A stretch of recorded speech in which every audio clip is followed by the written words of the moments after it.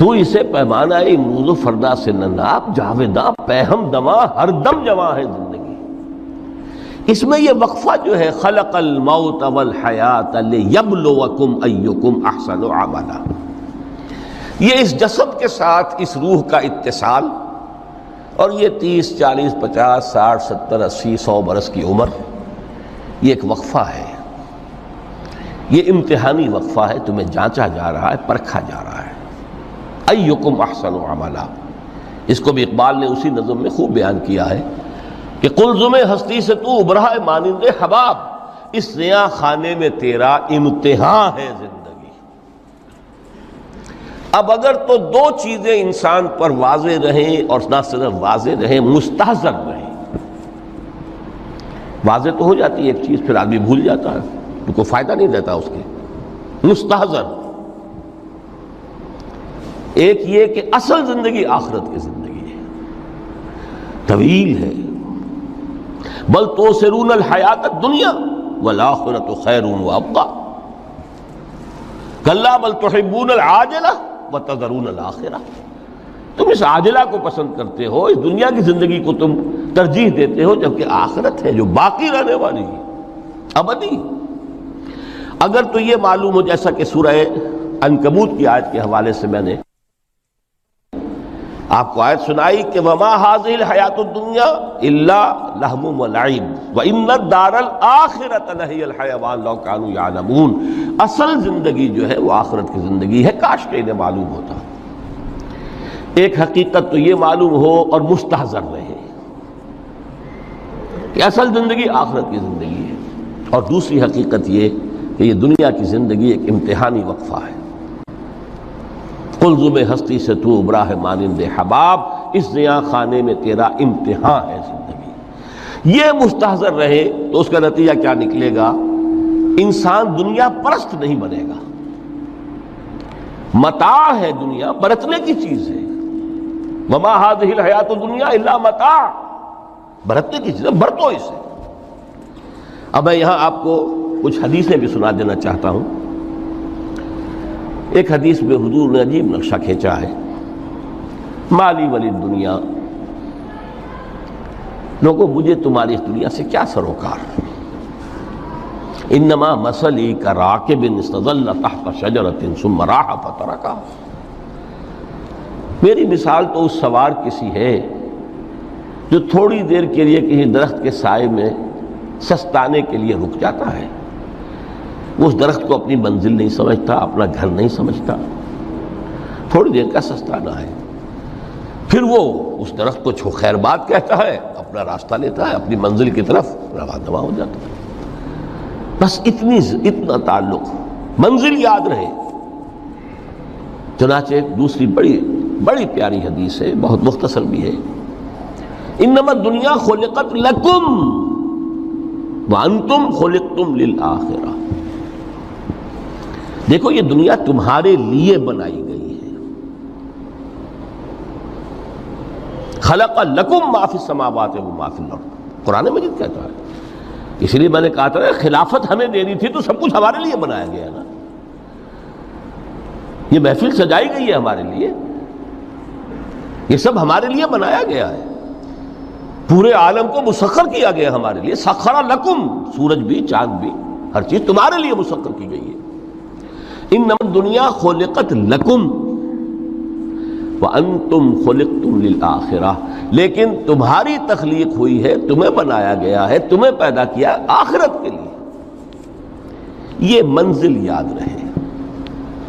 میرا ٹھکانہ وہ ہے، میرا گھر وہ ہے، میری منزل وہ ہے.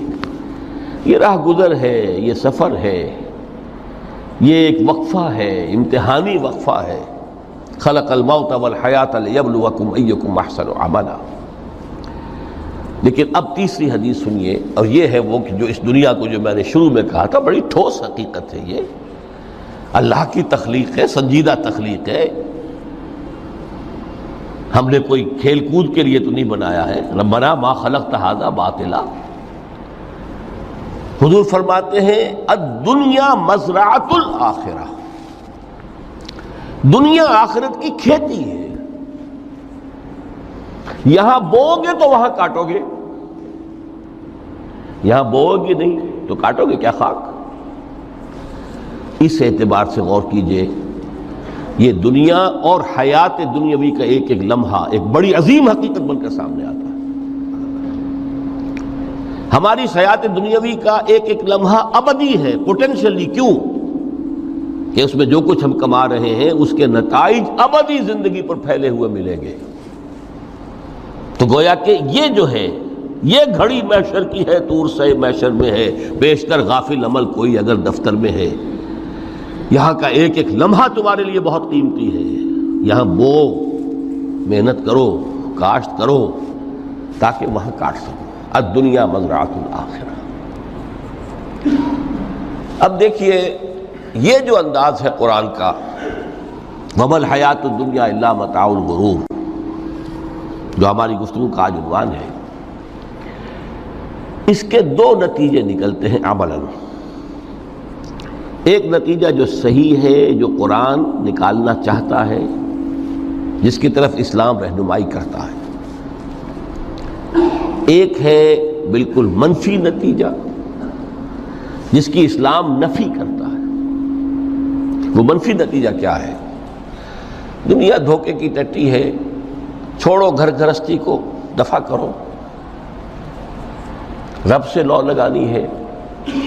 یہ شادی کر کے اور گھر گھرستی کا کھکیڑ مول لینا، کہاں ایک پیٹ کا پالنا، کہاں 10 پیٹ لگ جائے پیچھے، اسی میں آدمی جو ہے گم ہو کر رہ جاتا ہے۔ لہذا گھر گھرستی کو چھوڑو، تجدد کی زندگی گزارو۔ پھر یہ تمدن ہر جگہ شر ہے، برائی ہے، دھوکہ ہے، فریب ہے، جھوٹ ہے، دفع ہو جاؤ، جاؤ کہیں پہاڑوں کی چوٹیوں پر، کہیں غاروں میں، گپھاؤں میں، کہیں جنگلوں میں دھونی روا۔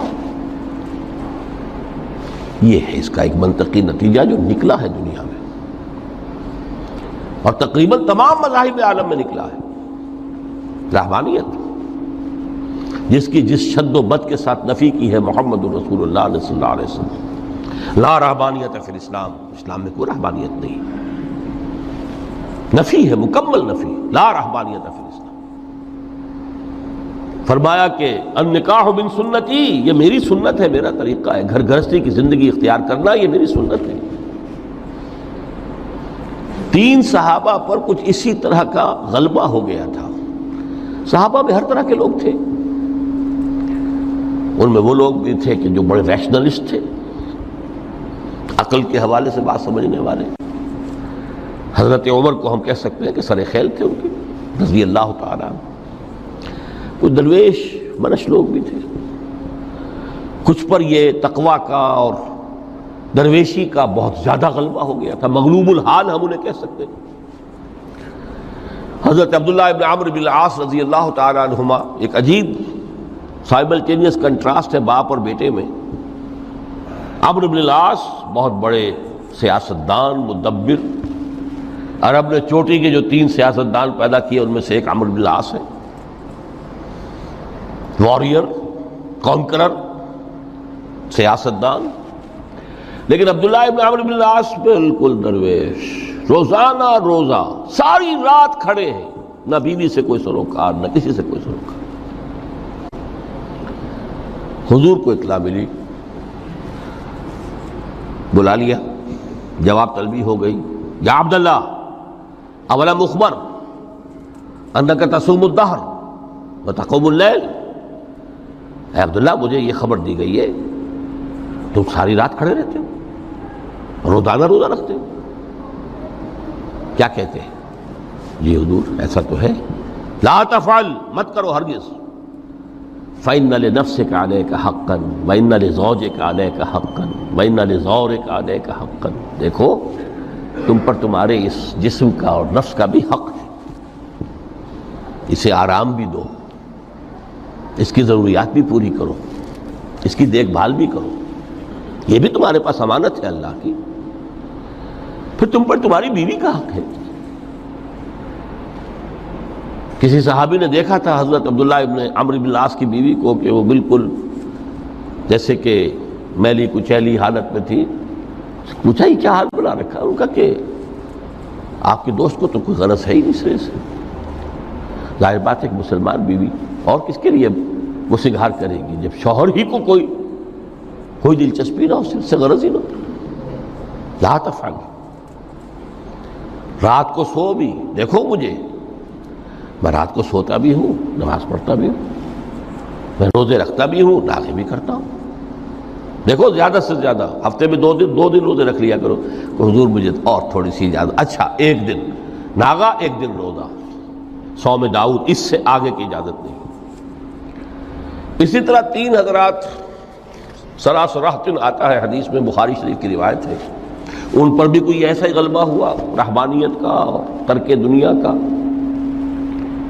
انہوں نے آ کے ازواج مطہرات سے معلوم کیا آپ کتنی رات نماز پڑھتے ہیں، کتنا دو سوتے ہیں، مہینے میں کتنے آپ روزے رکھتے ہیں نفلی. انہوں نے کوئی، وہاں تو کھلی کتاب تھی سیرت محمد صلی اللہ علیہ وسلم، جو کچھ تھی حقیقت بیان کر. اب دیکھیے ایک عجیب ذہنیت، انہوں نے دیکھا کہ یہ تو کم ہے، ان کے اندازے کے اعتبار سے تو بہت کم ہے، لیکن یہ کہ اپنے آپ کو ذرا تسلی، حضور کی تو کوئی ضرورت نہیں ہے، آپ تو معصوم ہیں، آپ کے سے کوئی گناہ نہیں ہوا، کوئی خطا نہیں ہوئی، آپ کے لیے تو یہ اتنی عبادت ہمارے لیے تو کافی نہیں ہے، ہم تو گناہ گار ہیں. ایک نے عہد کیا کہ میں کبھی نہیں سوؤں گا، رات بھر کھڑا رہوں گا.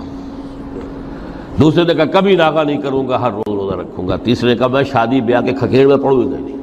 حضور کو اطلاع مل گئی، طلب فرمایا، ڈانٹا آپ نے، آپ لوگوں نے یہ کہا ہے؟ جی ہاں ہم نے کہا تو ہے. واللہ، خدا کی قسم، میں تم میں سب سے بڑھ کر متقی ہوں، لیکن میں رات کو سوتا بھی ہوں اور نماز بھی پڑھتا ہوں، روزے رکھتا بھی ہوں، نافلے بھی کرتا ہوں. میری گھر گرستی کی زندگی ہے، میری بیویاں ہیں.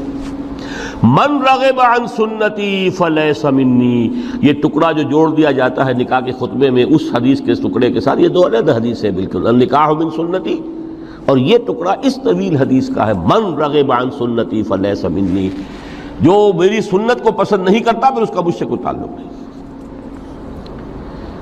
یہ تو میں نے احادیث کے حوالے سے آپ کو وہ جو منفی طرز عمل، گریز، دنیا سے تعلق منقطع کرنا، پسپائی، گریز، فرار، اور اس کا نتیجہ کیا نکلتا ہے کہ دنیا پھر شریروں کے لیے رہ گئی، کھیلیں کودیں عیش کریں. جو سلیم الفطرت نیک لوگ تھے وہ تو گئے، لہذا ان کو اب کوئی روک ٹوک کرنے والا ہی نہیں، کوئی پوچھنے تاشنے والا نہیں. ظالم جو چاہے ظلم کرے اور جس طرح چاہے شریر جو ہے شرارتیں کرے. قرآن مجید میں سورہ حدید اس اعتبار سے نہایت عظیم صورت ہے، نہایت عظیم صورت ہے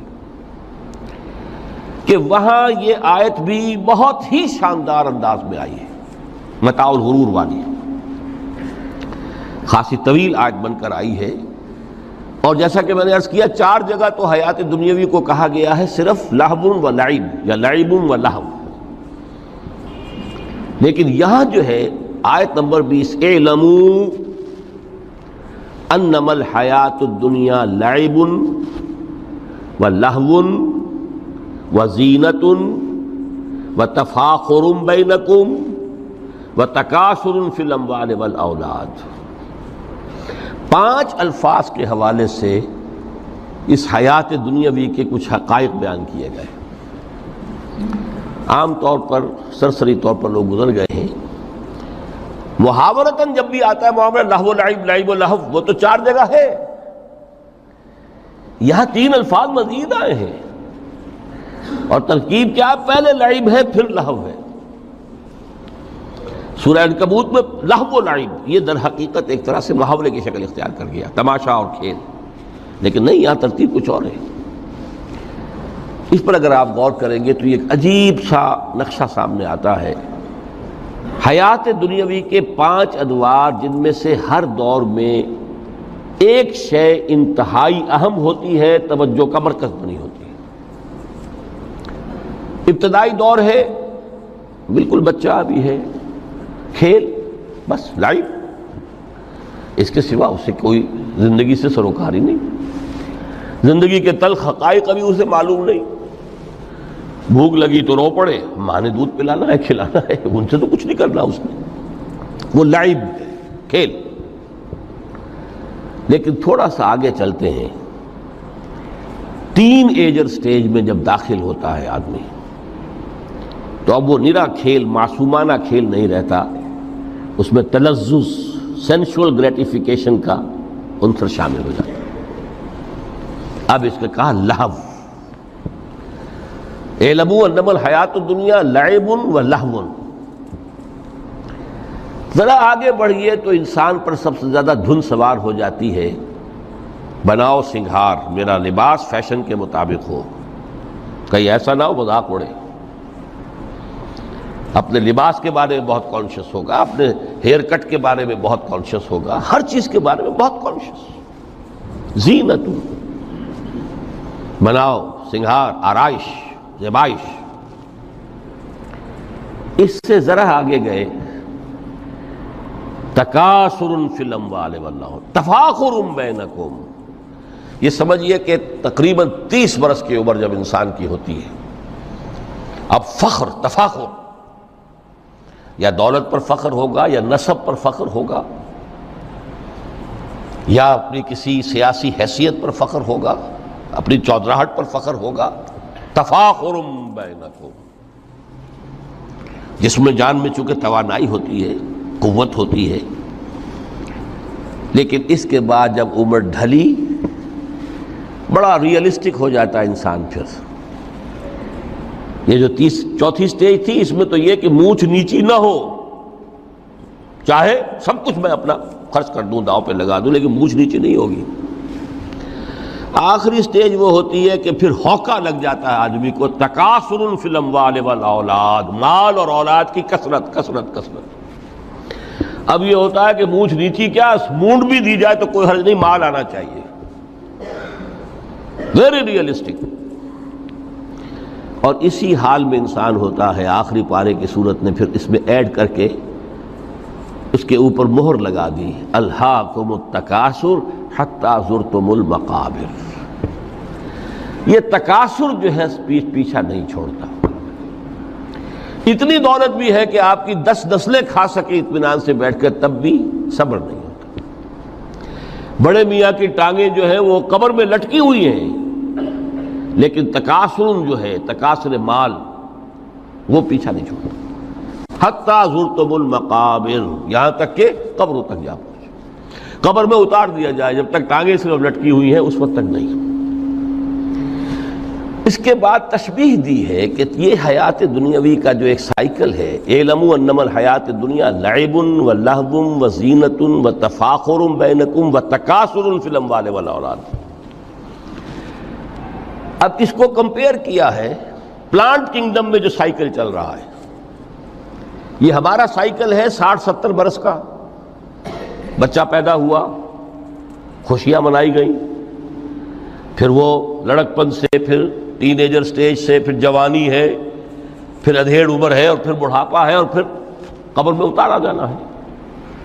لیکن یہ کہ پلانٹ کنگڈم میں سائیکل چلتی ہے، کمثل غیث اعجب الکفار نباتہ ثم یہیج فتراہ مصفرا ثم یکون حطاما۔ یہ 4 سٹیج ہیں۔ جیسے بارش برستی ہے تو سبزہ نمودار ہوتا ہے، اور کاشتکار کو بڑا اچھا لگتا ہے، اس نے بیج بویا تھا، اس نے محنت کی تھی، اس نے ہل چلایا تھا، اعجب الکفار نباتہ، اس کو بہت اچھا لگتا ہے، دل باغ باغ ہو جاتا ہے۔ جیسے آپ کے ہاں بیٹا ہوا، پوتا ہوا، خوشیاں مناتے ہیں آپ۔ کمثل غیث اعجب الکفار نباتہ ثم یہیج، پھر وہ فصل اپنی پوری قوت کو پہنچتی، فصل لہرا رہی ہے،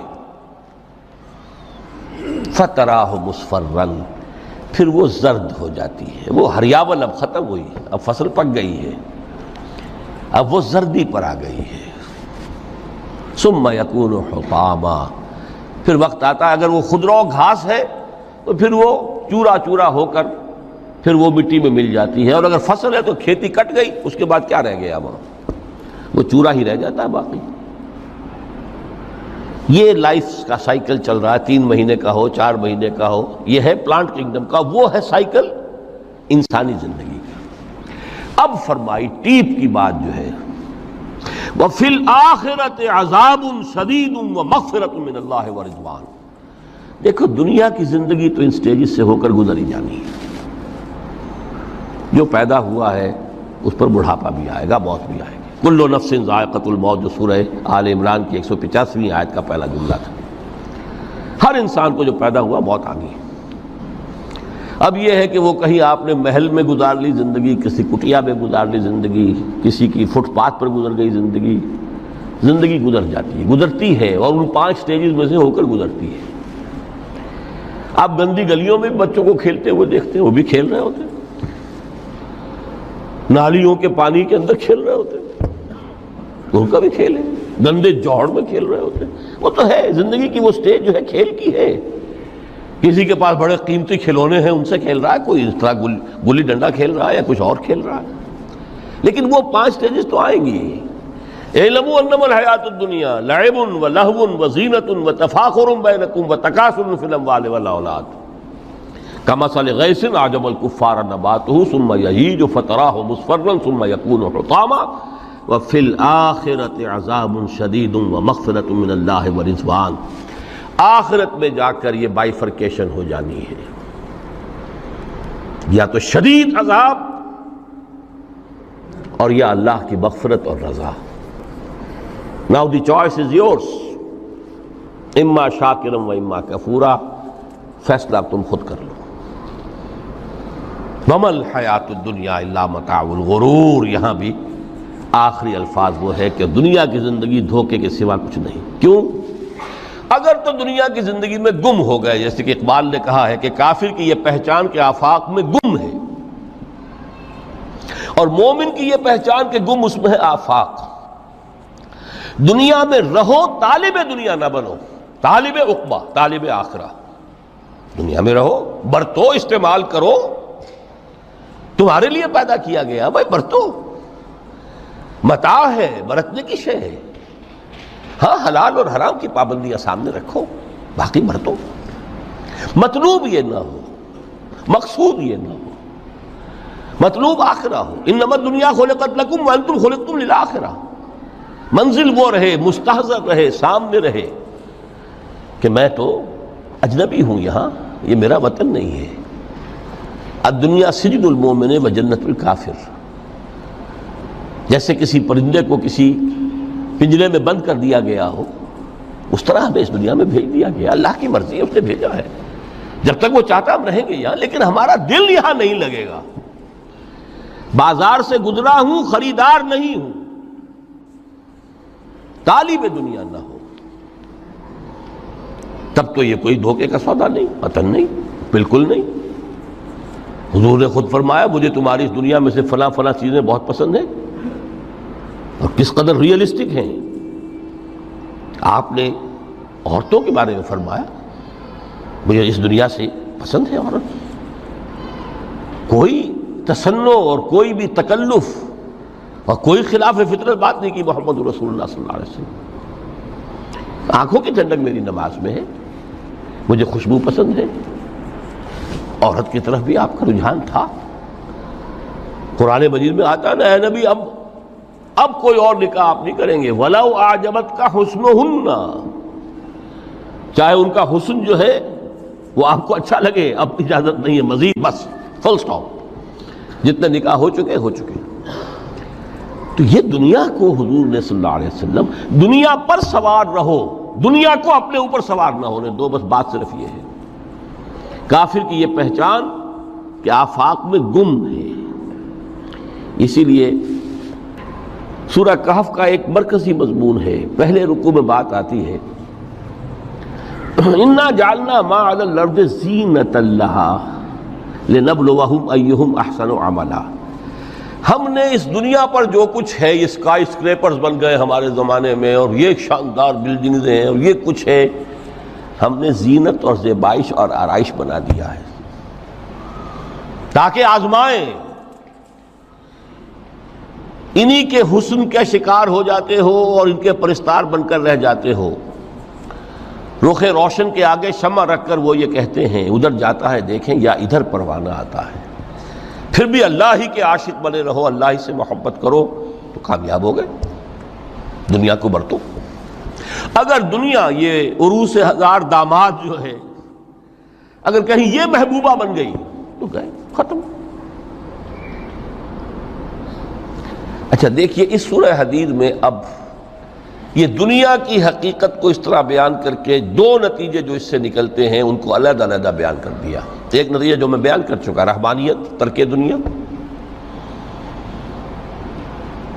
اس کی نفی کرتے ہوئے فرمایا وَلَقَدْ أَرْسَلْنَا نُوحًا وَإِبْرَاهِيمَ وَجَعَلْنَا فِي ذُرِّيَّتِهِمَا النُّبُوَّةَ وَالْكِتَابَ فَمِنْهُمْ مُهْتَدٍ وَكَثِيرٌ مِّنْهُمْ فَاسِقُونَ ثُمَّ قَفَّيْنَا عَلَىٰ آثَارِهِمْ بِرُسُلِنَا وَقَفَّيْنَا بِعِيسَى ابْنِ مَرْيَمَ وَآتَيْنَاهُ الْإِنْجِيلَ وَجَعَلْنَا فِي قُلُوبِ الَّذِينَ اتَّبَعُوهُ رَأْفَةً وَرَحْمَةً وَرَهْبَانِيَّةً ابْتَدَعُوهَا مَا كَتَبْنَاهَا عَلَيْهِمْ.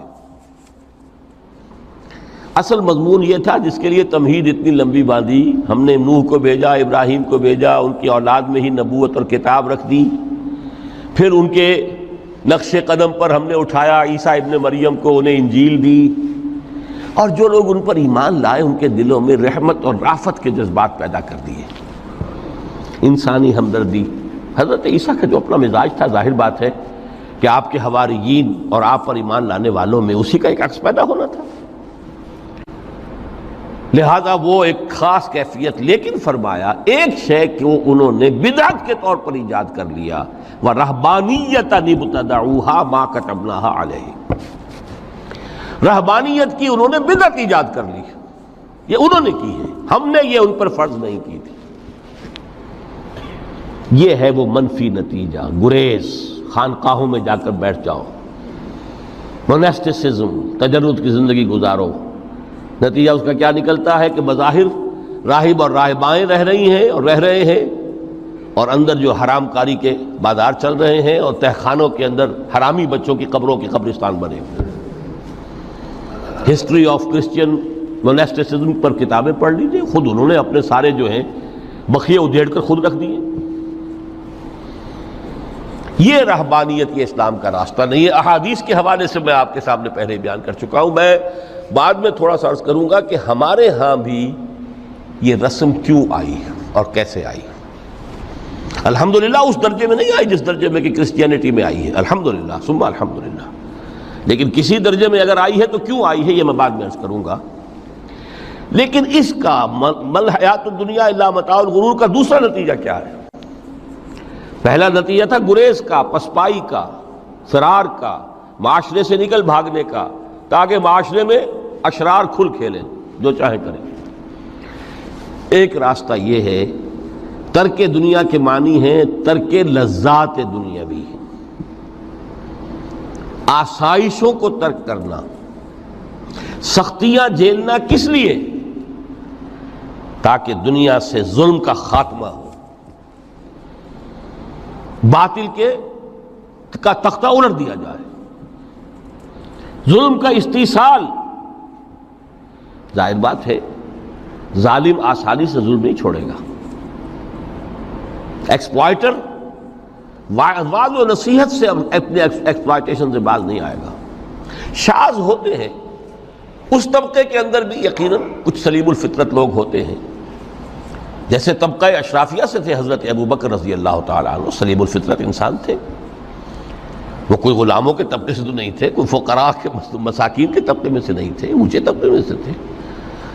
عشرہ مبشرہ اکثر و بیشتر اس طبقے سے تھے. لیکن بائی اینڈ لارج وہ جو طبقہ ہوتا ہے، یا تو وہ اپنے جبر اور استبداد کا تخت جو ہے جما کر بیٹھا ہوا لوگوں کی گردنوں کے اوپر، پولیٹیکل ریپریشن ہے، یا اکنامک ایکسپلائٹیشن ہے، استحصال. محنت لوگ کریں، کھائیں گے ہم، عیش ہم کریں گے. محنت کسان کرے جا کے کھیت میں، ہم لے آئیں گے اپنا حصہ اور عیش کریں گے. یا کوئی سوشل ڈسکریمنیشن ہے، یہ اونچا ہے یہ نیچا ہے، یہ تو پیدا ہی ہوا ہے شودر، یہ اس سے نکل ہی نہیں سکتا، اور یہ پیدا ہوا برہمن، یہ تو اونچا ہے. اس تینوں قسم کے ظلم، اس کا خاتمہ کرنا، اس کے لیے جد و جہد کی ضرورت ہے، جہاد کی ضرورت ہے، قتال کی ضرورت ہے، اور جہاد و قتال آپ نہیں کر سکتے جب تک کہ لذات دنیاوی سے کنارہ کشی نہ کریں، جب تک کہ اپنی بیلٹ کو ٹائٹ نہ کریں، جب تک کہ اپنی ضروریات زندگی کو کم نہ کریں۔ ضروریات زندگی کم کریں گے تو تفریغ الاوقات ہوگا، جو تبلیغی بھائیوں کی اصطلاح ہے بہت اہم، اپنے وقت کو فارغ کر سکیں گے۔ اس وقت کو فارغ کریں گے تو پھر وہ جد و جہد، وہ محنت، وہ جہاد، اس کے لیے آپ کے پاس وقت ہوگا، اس کو آپ لگا سکیں گے۔ پھر اس میں جب سخت سے سخت منزلیں آئیں گی تو اس میں میدان میں مقابلہ بھی ہوگا، جان کی بازی بھی کھیلنی پڑے گی، اس میں قید و بند کا وقت بھی آ سکتا ہے۔ 3 برس تک اگر محمد عربی صلی اللہ علیہ وسلم پورے خاندان بنی ہاشم کے ساتھ بدترین اسیری سمجھ لیجئے شیب بنی ہاشم میں جو رہیں، یہاں تو اسیروں کو آپ راشن تو دیتے ہیں، کھانا تو دیتے ہیں، وہاں تو اصل جو ہے وہ تو دونوں طرف سے گھاٹی کا منہ بند کر دیا گیا تھا، سیل تھی کہ کوئی شے جو ہے وہ جانے نہ پائے اندر۔ 3 برس، جس میں کہ وہ وقت بھی آیا ہے کہ سوکھے ہوئے چمڑے ابال ابال کر ان کا پانی جو ہے بلکتے ہوئے بچے، پھول جیسے بچے بنی ہاشم، ان کے حلق میں ٹپکایا گیا ہے، اور کچھ نہیں۔ کچھ تھے لوگ، حکیم بن حزام جیسے رضی اللہ تعالیٰ عنہ، بعد میں ایمان بھی لے آئے۔ حضرت خدیجہ رضی اللہ تعالیٰ عنہ کے چونکہ وہ قریبی رشتہ دار تھے، وہ پہاڑ کو کراس کر کے چوٹی پر سے اتر کر کچھ کبھی کبھی کھانے پینے کی چیز پہنچا دیتے تھے۔ یہ سارے مراحل آئیں گے۔ یہ جو ہے یہ مثبت ہے۔ ترک دنیا وہ نہیں، ترک دنیا سے مراد دنیا کی لذتوں سے، دنیا کی آسائشوں سے، ان سے آدمی اپنے آپ کو پیچھے ہٹائے، ان کو چھوڑے، ان کو ترک کرے، تاکہ اپنا وقت، اپنا مال، اپنی صلاحیتیں صرف کر سکے۔ کس کام کے لیے؟ اب اس کے لیے دیکھیے آیت نمبر 25 ہے یہ سورہ حدید کی۔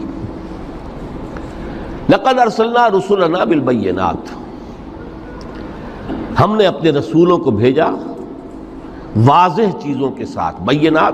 بینہ وہ شے جو از خود ظاہر ہو۔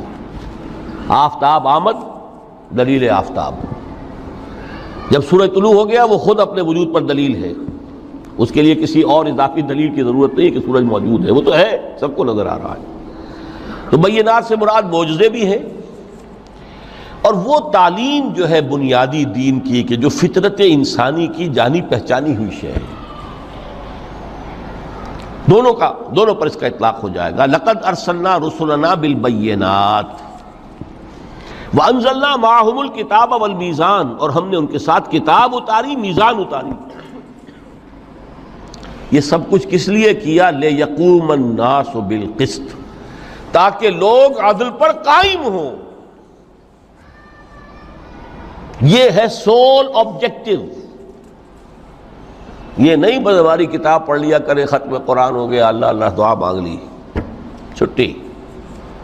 قائم کرو اس کو، وہ میزان عدل نصب کرو،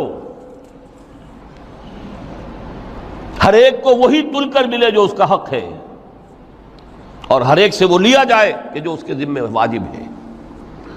اگر یہ نہیں تو بابا پھر سب کہانیاں ہیں، شریعت اور دین اور نماز اور روزہ اور حج، کوئی حیثیت ان کی نہیں۔ اچھی طرح سن لیجئے میری بات۔ قرآن مجید میں کہلوایا گیا حضور سے، قل یا اہل الکتاب لستم علی شیء حتی تقیموا التوراۃ والانجیل وما انزل الیکم من ربکم۔ اے نبی ان سے کہہ دیجئے، اے کتاب والو تمہاری کوئی حیثیت ہی نہیں، ہماری نگاہوں میں تمہارا کوئی مقام ہی نہیں، جب تک کہ تم قائم نہیں کرتے تورات کو اور انجیل کو اور جو کچھ کے نازل کیا گیا تمہاری طرف، تمہارے رب کی طرف سے۔ قائم کرو، پھر آؤ ہم سے بات کرو، ہم سے دعا کرو، ورنہ دفع ہو جاؤ۔ Nothing doing. They don't care for you. لستم علی شیء حتی تقیموا التوراۃ والانجیل وما انزل الیکم من ربکم۔ اب قانون خداوندی تو بدلتا نہیں ہے، نہ فرام پرسن ٹو پرسن، نہ فرام نیشن ٹو نیشن، نہ فرام امہ ٹو امہ، اٹل ہے۔ وَلَن تَجِدَ لِسُنَّتِ اللَّهِ تَبْدِيلًا وَلَن تَجِدَ لِسُنَّتِ اللَّهِ تَحْوِيلًا۔ سنت اللہ تو ایک ہے۔ اب اس آیت کو ذرا پڑھیے۔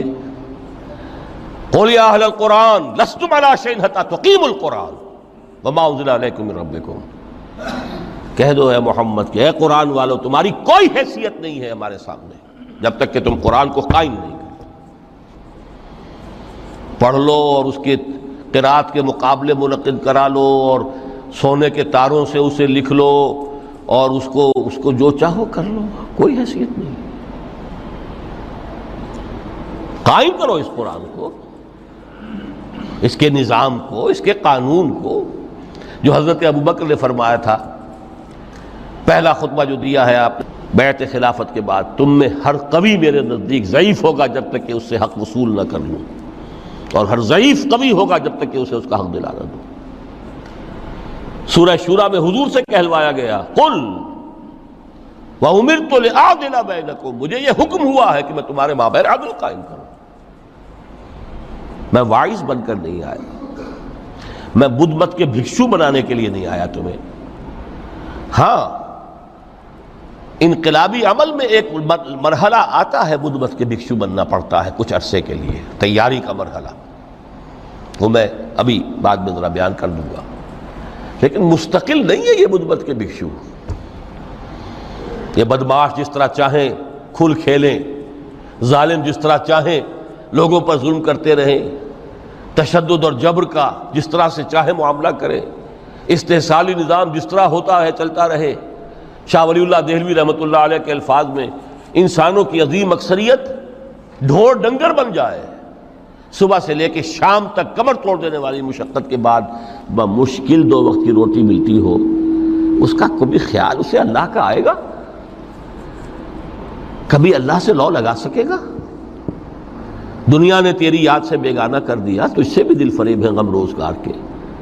اس لیے حضور نے فرمایا کاد الفقر ان یکون کفرا، یہ فقر جو ہے یہ تو انسان کو کفر تک پہنچا دیتا ہے۔ عدل قائم کرو۔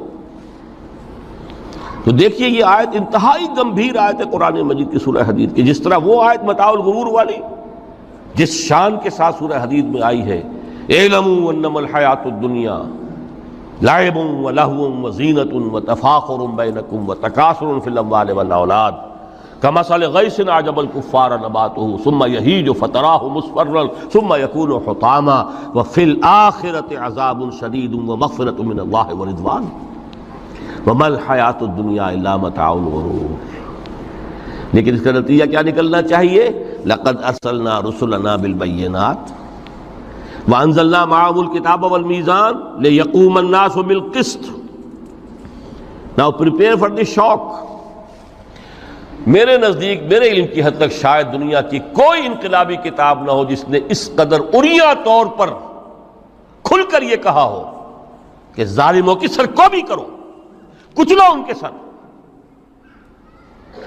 وانزلنا الحدید، ہم نے لوہا بھی اتارا ہے۔ ایک وقت آتا ہے ظلم نہیں ختم ہوتا جب تک کہ لوہے کی طاقت ہاتھ میں نہ آئے۔ انزلنا الحدید، ہم نے صرف کتاب ہی نہیں اتاری ہے، لوہا بھی اتارا ہے۔ فیہ باس شدید، اس میں جنگ کی صلاحیت ہے۔ ومنافع للناس، لوگوں کے لیے کچھ اور منفعتیں بھی ہیں، کوئی توا پرات چمٹا یہ بھی بنا لو، ٹھیک ہے، لیکن اصلاً یہ اسلحہ کے لیے۔ وانزلنا الحدید، اسی تو سورہ حدید کا نام حدید ہے۔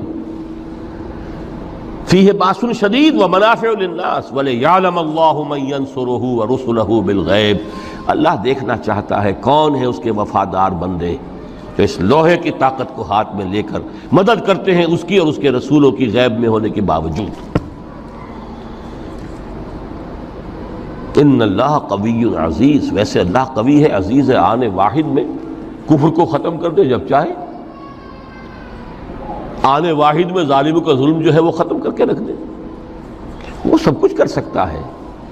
لیکن پھر تمہاری آزمائش کیسے ہوگی؟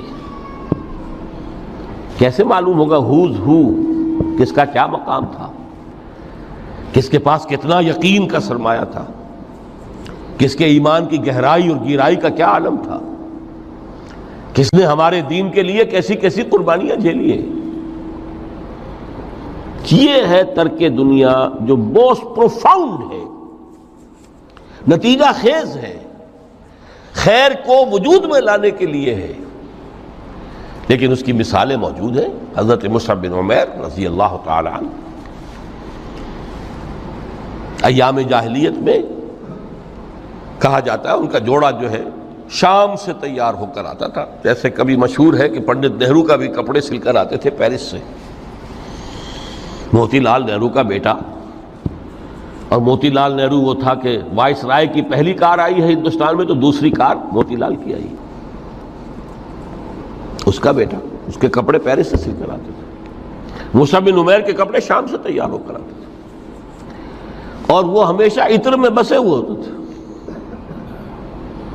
جہاں سے گزر گئے معلوم ہوا کہ پوری گلی جو ہے وہ مہک اٹھی، معلوم ہو جائے کہ مصعب گزرا ہے یہاں سے۔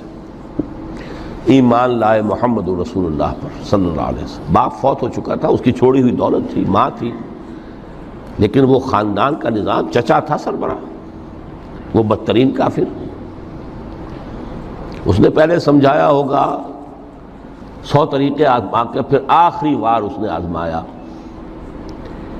کہ جس دولت کے اوپر تم عیش کر رہے ہو یہ تمہارے مشرک باپ کی دولت ہے، نکل جاؤ گھر سے۔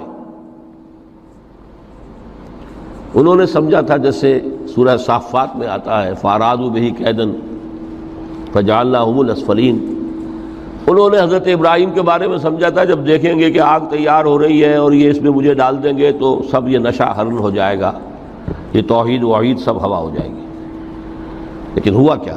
بے خطر کود پڑا آتش نمرود میں عشق، عقل ہے محو تماشائے لبے بام ابھی۔ اس نے تو یہ دھمکی دی تھی کہ دن میں تارے نظر آ جائیں گے مصعب کو، ناز و نام میں پلا ہوا انسان، اسے کہہ دیا جا نکل جاؤ گھر سے۔ اٹھ کر چلنے لگے، اس کا تیش جو ہے اور اچھا یہ کپڑے بھی اسی مشرک باپ کے ہیں، اتارو ان سب کو۔ مادر ذات برہنہ ہو کر گھر سے نکلے، مادر ذات، پھر وہی ہے کہ جن کے نام قرائے فال بنا میں من دیوانہ زدند، کہ اے بیعت عقبہ اولا ہوئی ہے، لوگوں نے کہا کہ ہمیں کوئی مقری دیجئے قرآن پڑھانے والا جو ہمیں قرآن پڑھائے۔ حضور نے فرمایا جاؤ مصعب۔ وہ مصعب وہاں جا کر مدینے میں المقری بن گئے، جا المقری، وہ آ رہا پڑھانے والا، اور 1 سال کی محنت دعوت اور تبلیغ اور قرآن کے پڑھانے کے نتیجے میں اگلے سال 75 افراد لا کر حضور کی جھولی میں ڈال دی۔ یہ مصعب ہے۔ شہادت ہوئی ہے غزوہ بدر میں۔ ایک مرتبہ اس سے پہلے کا واقعہ بھی ہے کہ حضور مسجد میں تشریف فرماتے، سامنے سے حضرت مصعب گزرے، ایک پھٹا ہوا سا کمبل جسم کے گرد لپیٹا ہوا تھا، حضور کی آنکھوں میں آنسو آ گئے۔ از کجا تاب کجا، یہ دیوانہ جو ہے اللہ کا اور رسول کا اور دین کا کہاں سے کہاں پہنچا ہے۔ غزوہ احد میں علم ان کے ہاتھ میں ہے، جس ہاتھ میں علم ہے وار پڑا، کٹ گیا، دوسرے سے پکڑا، اس کو بھی کٹ گیا، پھر دونوں جتنے بچ گئے تھے حصے ان سے سنبھالا، پھر شہید ہو گئے۔ جسم پر صرف ایک چادر تھی، اوپر سے جسم ننگا تھا، صرف ستر کے لیے چادر۔ دفن کرنے لگے تو مسئلہ ہی پیش آ گیا کہ چونکہ شہید کے تو کفن جو ہے اس کا اپنا جو بھی لباس پہنا ہو شہادت کے وقت، حضور سے کہا گیا کہ حضور مصعب کی چادر تو اتنی چھوٹی ہے کہ سر ڈھانپتے ہیں تو پیر کھل جاتے ہیں، پیر ڈھانپتے ہیں تو سر کھل جاتا ہے۔ فرمایا سر کو چادر سے ڈھانپ دو اور پیروں پر اذخر گھاس لا کر ڈال دو، یہ آخری لباس نصیب ہوا ہے۔